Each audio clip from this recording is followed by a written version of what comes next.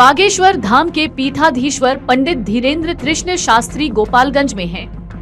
बाबा भोरे प्रखंड के रामनगर गांव स्थित 5 दिवसीय हनुमंत कथा में आए हैं। गुरुवार देर शाम उन्होंने हनुमंत कथा का वाचन किया।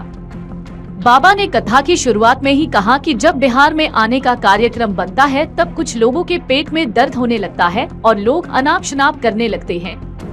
मैं सबको बता दूं कि मैं किसी पार्टी का नहीं हूं। मेरी एक ही उद्देश्य है कि भारत को हिंदू राष्ट्र बनाना है और सबको सीताराम का भक्त बनाना है। बागेश्वर महाराज ने कहा कि बिहार से ही सबसे पहले हिंदू राष्ट्र बनाने की आवाज उठेगी और यह कार्य पूर्ण होगा। भगवान जो भी करते हैं अच्छे के लिए करते हैं। भगवान के किए पर सवाल उठाना मूर्खता है। भगवान के किए पर खुश होना चाहिए।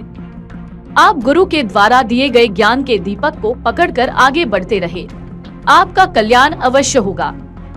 उन्होंने आगे कहा कि बिहार में कुछ लोग हमें गाली दे रहे हैं, तो मैं उनको बता दूं कि आप जितना गाली दीजिएगा मैं उतना ही बिहार में कथा करते रहूंगा।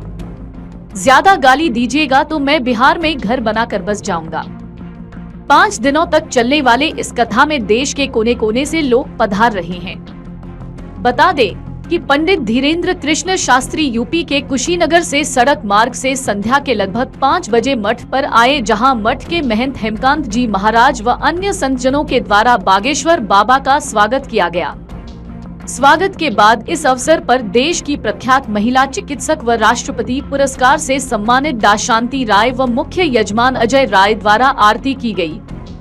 बागेश्वर धाम के पीठाधीश्वर धीरेन्द्र कृष्ण शास्त्री बिहार के गोपालगंज जिले स्थित भोरे में आयोजित श्री हनुमंत कथा एवं दिव्य दरबार में जाने के लिए बृहस्पतिवार को कुशीनगर इंटरनेशनल एयरपोर्ट पर चार्टर प्लेन से उतरने के बाद पत्रकारों से बातचीत कर रहे थे। उन्होंने कहा कि कुशीनगर ज्ञान और तप की धरा है, इसका कण कण पवित्र है। उन्होंने कहा कि कथा के आयोजन का उद्देश्य बिहार वासियों में सनातन का प्रचार करना, हर हाल में हिंदू मजबूत हो, इसी जीवन यात्रा के क्रम में यहाँ आना हुआ है। बिहार से मेरा पुराना नाता है। महाराष्ट्र विधानसभा में सपा के विधायक अबू आसिम आजमी के मुस्लिम शासक औरंगजेब को महिमा मंडित करने के सवाल पर उन्होंने कहा कि जिस देश में छत्रपति शिवाजी की वीर गाथा गाई जाए, छत्रपति संभा, महाराणा प्रताप, रानी लक्ष्मीबाई के वीरता की चर्चा हो, वहां औरंगजेब जैसे व्यक्ति की प्रशंसा हो, इससे दुर्भाग्यपूर्ण कुछ और हो नहीं सकता।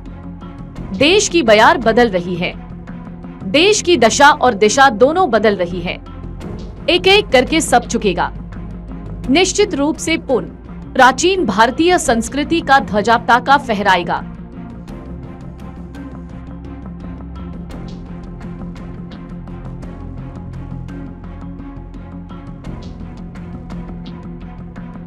अगर आप ये वीडियो YouTube पर देख रहे हैं तो हमारे चैनल को सब्सक्राइब करें और बेल आइकन को दबाना ना भूलें। अगर आप Facebook पर ये वीडियो देख रहे हैं तो हमारे पेज को लाइक करें।